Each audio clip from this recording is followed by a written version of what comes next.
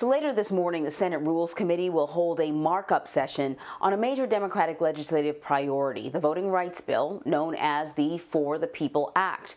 During the meeting, Committee Chair Amy Klobuchar will propose revisions to the controversial legislation in the hopes of getting it to advance to the Senate floor. Now, this comes after the bill passed the Democrat-controlled House in March. CBS News political reporter Grace Segers is following all of this for us, and she is here to break it down. Grace, thanks for joining us. What are some of the proposed changes that are likely to be introduced, changes to this bill? So a lot of these changes are in response to criticism from Republican and Democratic state and local officials who argue that a lot of these provisions would be too expensive or too difficult to implement. So basically, these changes just ease up the requirements for state and local jurisdictions. So, for example, DMVs will be required to do automatic registration by 2023, but states can seek waivers through 2025. Voter systems should be updated by 2026, but states could seek waivers through 2030.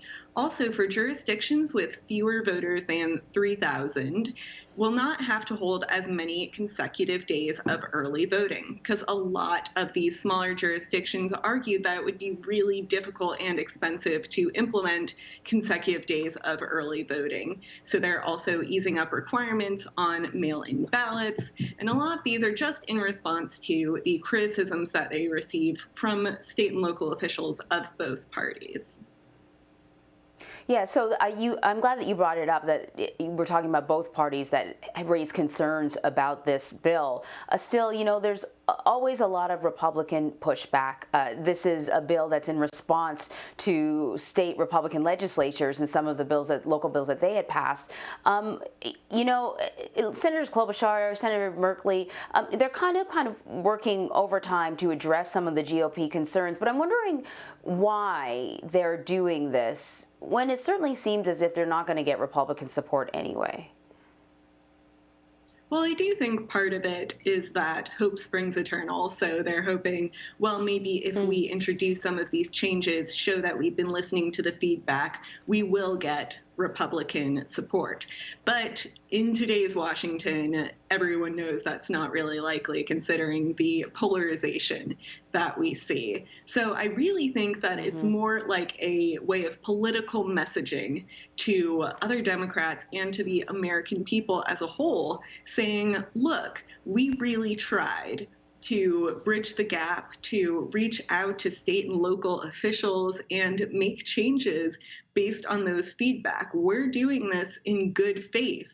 And so that way, if Republicans still oppose it, even despite these changes and the negotiations that have been ongoing, Republicans look like more of the bad guys than Democrats. So it doesn't look as much like Democrats are trying to push through this massive federal overreach, but more like they're genuinely in good faith trying to reach a compromise. And then Republicans are the ones who are not being cooperative. So I think in this case, it really is about political calculations just as much as it is about hope that this would actually work. So Senator Joe Manchin said that he's opposed to eliminating the filibuster because he really thinks that Republicans should have some input in this bill. But if it turns out that Republicans are not going to vote for the bill anyway, no matter what changes are implemented, is there a possibility that Manchin could come around and support it? Well, I think that Manchin has been very vehement over and over again that he does not support eliminating the filibuster. He even wrote an op-ed in the Washington Post last month saying pretty much under no circumstances will I vote to eliminate the filibuster. It's really important to him to have bipartisan compromise in negotiations for important bills such as for voting rights legislation.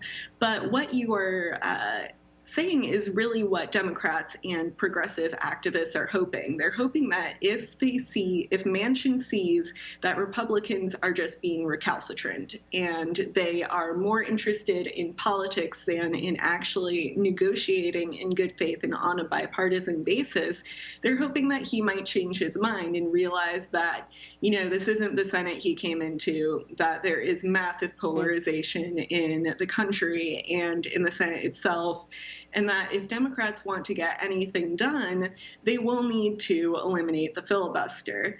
So I'm not really sure that this argument will work, considering that Manchin has been so vehement that he would not support eliminating the filibuster under any circumstances. But I do think that with these changes, Manchin would likely vote for the People Act. So it would kind of be a half victory for Democrats and progressives, where they could earn Manchin's support, but still not be able to pass the bill ultimately because Manchin would not support eliminating the filibuster.